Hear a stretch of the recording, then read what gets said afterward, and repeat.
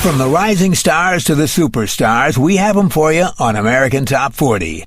Well, now it's time for this week's American Top 40 Trivia Quiz, brought to you by Jersey's Activewear. You can count on Jersey's. Here's the question. Which act was the first to score a chart hit in the 60s, the 70s, the 80s, the 90s, and the 2000s? Was it the Bee Gees, Peter Cetera, or Tina Turner? The answer after this. Now, here's the answer to our question. Which act was the first to score a chart hit in the 60s, 70s, 80s, 90s, and the 2000s? Was it the Bee Gees, Peter Cetera, or Tina Turner? The answer? Well, all three scored in all 5 decades, but Tina Turner was the first artist to do it. And that's this week's American Top 40 Trivia Quiz. And the countdown rolls on. American Top 40. This is Casey Kasem and American Top 40, and this next song in the countdown is by one of the most dynamic acts in the music business today.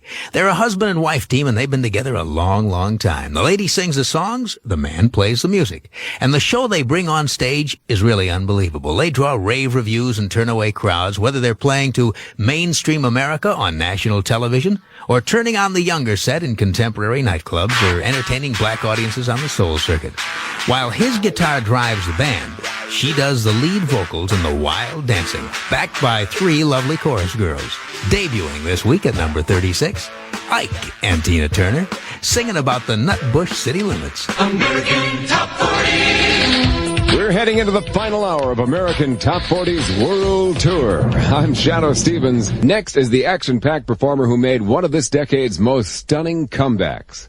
She says she's always had loyal fans in Europe. The European audience don't let you down. You can have a record, 1, 2, and you can work for them. If they accept you, you can always go back and they'll accept you because they have accepted you. However, in trying to analyze why that is, I think it's because, we Americans have so much.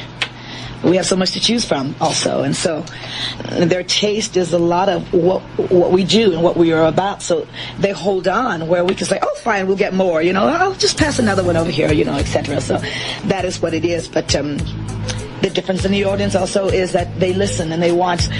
It's been really great working there. At number 8 on American Top 40's World Tour from Nutbush, Tennessee, here's the tantalizing, tempting Tina Turner.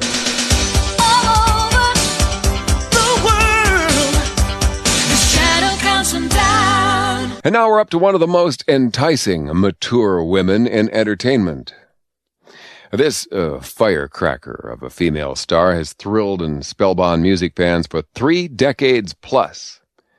In one raunchy rockin' image, she's gyrating in wild abandon, wearing a glittery mini dress, her $1 million legs on the move. And then there's the classy cover on her million-selling comeback album, Private Dancer, where those legs are more, posed. Tina Turner says there was once a time when she thought her legs hampered her image, not enhanced it. She told interviewer Rona Elliott, "I remember the days when I hated them. I had this short body and long pony legs. I didn't know how to use them or how to dress for them. They worked against me in those years." Well, in the 80s, Tina made her comeback and says it was all due to the right music, the way it was presented, and the way she presented herself, including those legs.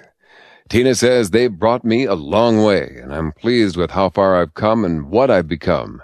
That's quite an achievement at this stage in my life. Well, that stage of life finds her celebrating her 50th birthday this year and her 18th Top 40 hit. At number 21, here's Tina Turner and The Best. Now, I don't know if you remember this, but several years back, Jurassic Park director Steven Spielberg offered Tina Turner a role in the movie The Color Purple with Whoopi Goldberg and Oprah Winfrey, but Tina turned it down. She told Spielberg, "Thanks, but I don't need to play a part in a movie. I've already lived it." And now Tina's real life has been made into a movie, of course. What's love got to do with it? Now, if Hollywood made a film about your life, wouldn't you want to check it out? Not Tina. She said, and this is a quote, "If I see the film, I might just barf." Tina says she's in no big hurry to see herself get beat up on the big screen, even if she can't feel the punches this time. She says, "I think after my tour, I'll sit down and look at it, and if I become upset about something, I'll organize a press conference and talk about it, and then let it go." There's the song that plays over the closing credits of the movie at number 24 on AT40, Tina Turner, and I Don't Want to Fight. Casey's Well, now we're up to the latest hit by Tina Turner, a singer who made sure that What's Love Got to Do With It, the movie about her life, was true to life. Angela Bassett, the actress who plays Tina, says she was extremely intimidated by the thought of meeting the legendary singer, but that fear quickly faded as soon as they met. After being introduced to Angela, the first words out of Tina's mouth were, "She's gorgeous." Then she walked up and hugged Angela, and the ice was broken. They sat down to talk, and Tina brought out her personal scrapbook. She began by showing Angela pictures of her childhood, and then early shots with her high-energy dancers, the Ikettes. Angela says that by the time they were done, she was charged up and ready to go. But Tina did more than motivate Angela. She helped the actress recreate her entire career. Tina taught Angela the whirlwind choreography that made her and the Ikettes unique.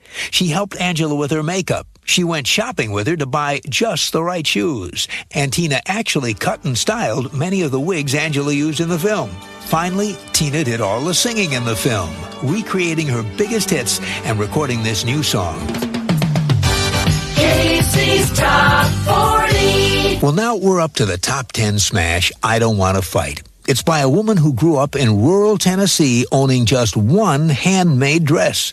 These days, she owns closets full of designer dresses, 2 of each. As you may have seen in the hit movie What's Love Got to Do With It, Tina Turner grew up about as poor as a person can get.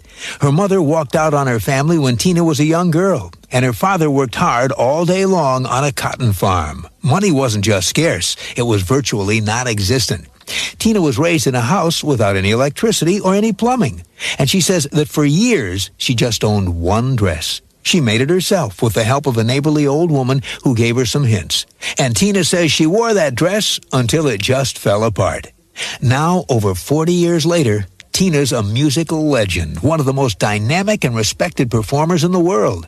And she doesn't have to worry about being able to afford clothing. But she says there's still a scared little girl inside of her who's afraid she'll wake up one morning with just a single dress. So she's done a little bit of overcompensating.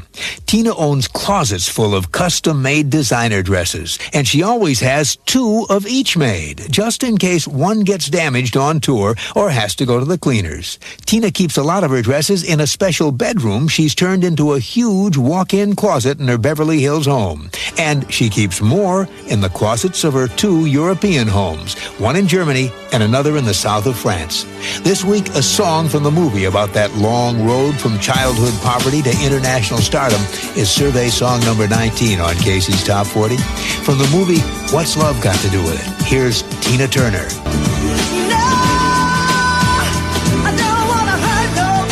After spending 5 weeks in the top 10, Tina Turner falls from 8 to 19 with I Don't Want to Fight as the countdown rolls on. Casey's Top 40.